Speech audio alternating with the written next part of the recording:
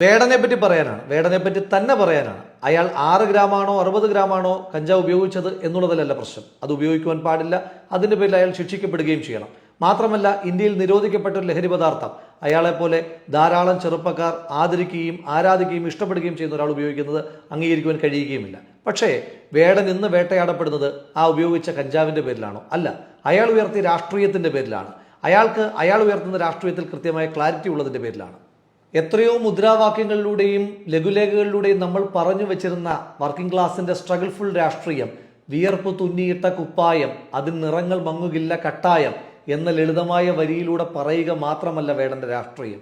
കഴിഞ്ഞ എത്രയോ പതിറ്റാണ്ട് കാലമായി അയ്യങ്കാളിയിലൂടെ, അംബേദ്കറിലൂടെ, ഇന്ത്യൻ ഭരണഘടനയിലൂടെ നമ്മൾ മുന്നോട്ട് വയ്ക്കുന്ന ജാതീയതയ്ക്കെതിരായിട്ടുള്ള ജാതിരാഹിത്യത്തിന്റെ, സമത്വത്തിന്റെ രാഷ്ട്രീയം, ഞാൻ പാണനല്ല, പറയനല്ല, പുലയനല്ല, നീ തമ്പുരാനുമല്ലെന്ന വരികളിലൂടെ, ഇനി കാലമില്ല, കാത്തിരിക്കാനാകുമില്ല, പുറത്തു പോകുവാൻ ക്ഷമയുമില്ല എന്ന വരികളിലൂടെ ആ ചെറുപ്പക്കാരൻ ഭംഗിയായി വരച്ചു കാട്ടുന്നത് ഈ സമൂഹത്തെ വല്ലാതെ സ്വാധീനിക്കുന്നുണ്ട്.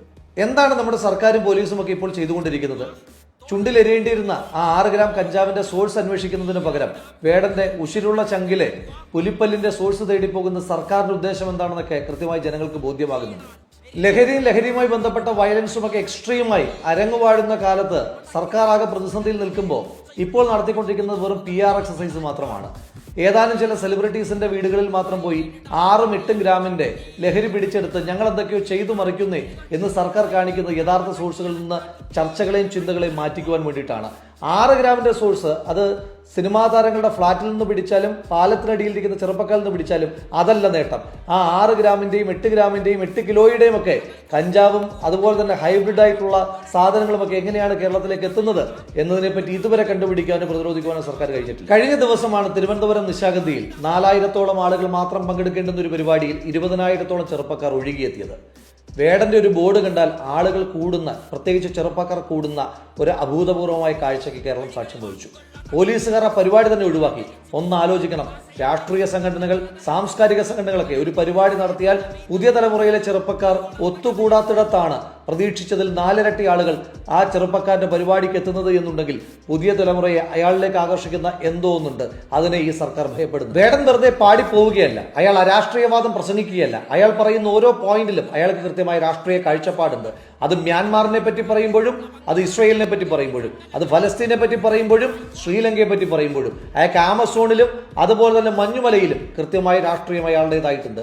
ആസിഫയെ പറ്റി പറയുമ്പോഴും ഐലൻഡ് കുർദിയെ പറ്റി പറയുമ്പോഴും അയാൾക്ക് കൃത്യമായ രാഷ്ട്രീയ ബോധ്യങ്ങളുണ്ട്. മ്യാൻമാറിൽ ബുദ്ധൻ ആയുധമേന്തി ചുടി ചോരമോന്തി, ആമസോൺ വീരാ നിന്നൂടെ മാറു തുളഞ്ഞതിൽ കാട് കരിഞ്ഞു, പാലസ്തീൻ പല നൂറായി പലായനം ഒരു പതിവായി മാറി, ആസിഫയിൽ നരയുടയ്ക്കുവാൻ ഭഗവാൻ പോലും കാവലിരുന്നു, ഐലൻഡിൻ കുഞ്ഞിക്കാലുകൾ കണ്ണീർ കടലിൽ നാഴമളന്നു, മതമിരുളിൽ ഭാരതാംബയോ വെട്ടം തേടി അലഞ്ഞു. അയാൾക്ക് പറയാനുള്ളതെല്ലാം അയാൾ പാടിക്കൊണ്ടിരിക്കുമ്പോൾ തന്നെ അയാൾ പറയുന്നുണ്ട്, മിണ്ടിയാലോ ഒരു വിലക്ക്, അയ്യോ മിണ്ടിയാലോ ഒരു വിലക്ക്, എവിടെ പോകാൻ ഞാൻ മണ്ണിനമാകും, ചത്താലും മണ്ണിന്റെ മാറിലെ ചാകു എന്ന് പറയുന്നിടത്ത് അയാൾക്ക് ആശയ ദൃഢതയുണ്ട്. സിനിമയെടുത്തു കഴിഞ്ഞാൽ ഈടി വരുമെന്ന് പറയുന്നതിനകത്ത് ഭയപ്പെടാത്തൊരു ചെറുപ്പക്കാരൻ. ആ ചെറുപ്പക്കാരനെയാണ് നിങ്ങൾ ഇല്ലാത്ത കാര്യങ്ങളുടെ പേരിൽ നിശബ്ദനാക്കുവാൻ ശ്രമിക്കും. ഞാൻ സോഷ്യൽ മീഡിയയിൽ കണ്ട മനോഹരമായ ഒരു കാഴ്ചയുണ്ട്. കാട് കട്ടവന്റെ നാട്ടിൽ ചോറ് കട്ടവൻ മരിക്കും എന്ന് വേടൻ പാടി നിർത്തുമ്പോൾ, കൂറ് കെട്ടവൻ ഭരിച്ചാൽ ഊര് കെട്ടവൻ മുടിക്കും, പേര് കെട്ട പാമരന്മാർ പോരടിക്കുവാൻ വിളിക്കും എന്ന് ചെറുപ്പക്കാർ പാടിക്കൊടുക്കുകയാണ്. അതായത് വേടൻ പറയുന്ന പാടുന്ന രാഷ്ട്രീയം ബാക്കി പൂരിപ്പിച്ചു കൊടുക്കുകയാണ് പുതുതലമുറ. ഏത് പുതുതലമുറ?